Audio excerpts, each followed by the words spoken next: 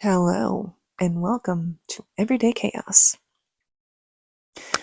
Okay, so I was thinking that, first off, the first story, that was just the icebreaker story. So, icebreaker, um, tell a little funny story, and also because I was in that moment, trying to get back on the bike.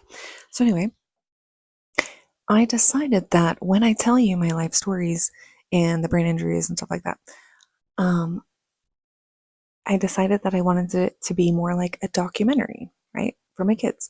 They can pass it on to their kids and so forth and so forth and so forth. And what was really cool about it, and what I just actually realized as I was trying to film this and refilm it and kind of practice what I wanted to say and how I wanted to start this in the first place, is that sorry, I was losing my breath. That how in the Bible, well, it's really just a book full of other people's life experiences. It's like a big journal of their experiences and the testament that God is real, that Yahweh lives, right? And you know what's so cool that dawned on me is we get to add our life journey like that too. We get to add it to it, right? In a way, to kind of like testify that He is real, but also like our life experiences, they're important.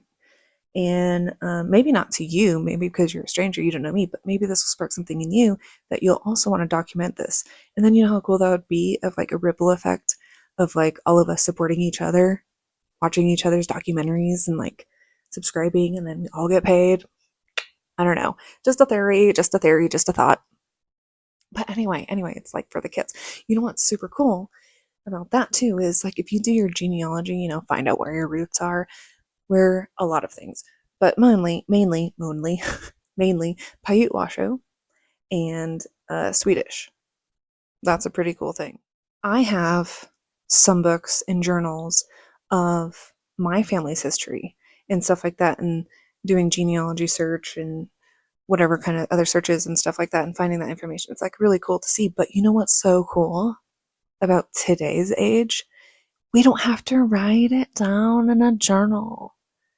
And then people, like how some people think of the Bible as, well, that was written so long ago and it's not like I experienced it. So how do I know that it's real? You know what I mean? Well, our ancestors could say the same thing about the journals that they left us, right? But this is proof, and it's coming from my mouth, how I experienced my human experience. You know what I mean? That's right. And how cool is that you can pass this down from generation to generation to generation to generation forever? You know how cool that is? That's freaking cool. Okay, it's cool. And maybe it's not entertaining to you to hear about me and how I grew up. It's fine. But they'll think it's cool, and that's actually what it's mostly for. And it's a higher purpose. It has a higher purpose for it. You'll see.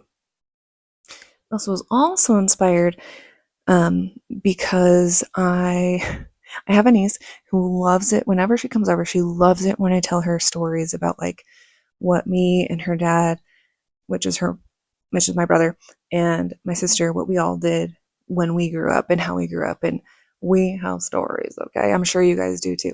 So that also is what got me inspired to do it kind of like a documentary, and then just talk about some of the funny stories. Some of them will be sad. Some of them will be like, oh, mad, but it's not about staying in those emotions, okay? Think of it more for the life lessons out of all of it that I share with you. So whoever happened to be in the journey with me and maybe contributed to some of the unfortunate events, um, just know that I'm not like sitting here trying to make these videos to pick on anybody. Like, let's move past that.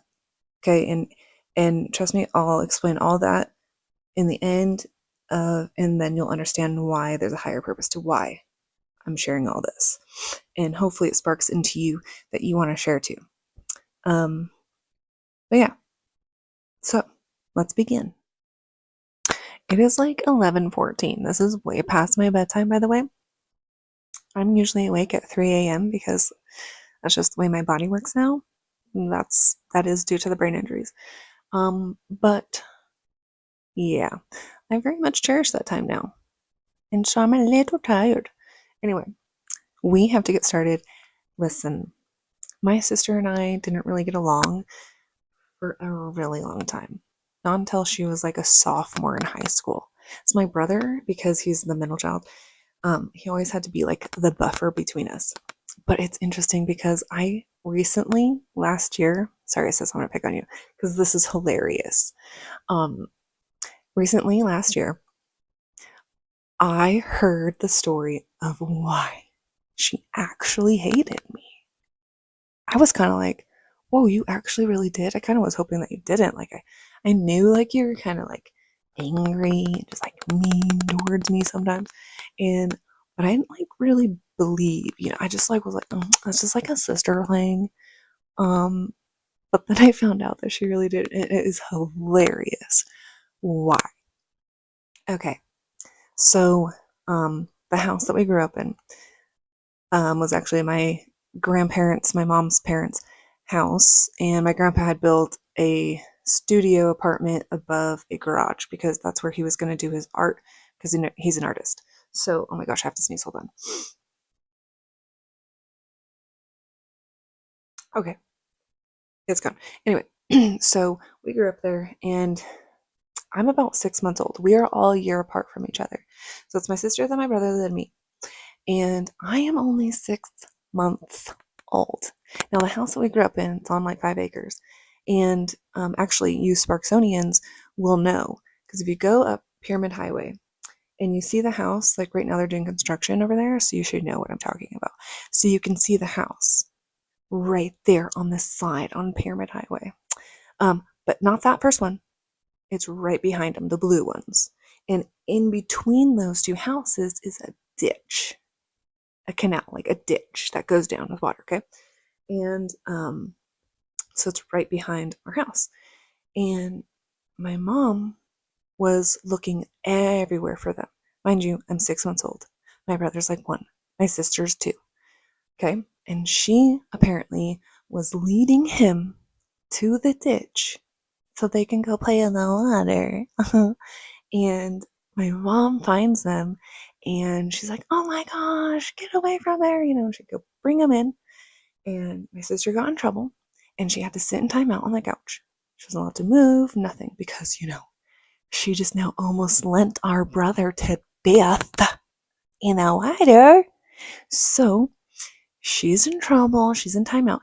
And me, just a wee little baby, sitting there with her little rattle. And she says, I hate you. You never get in trouble.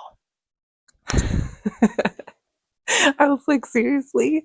That was why this whole time?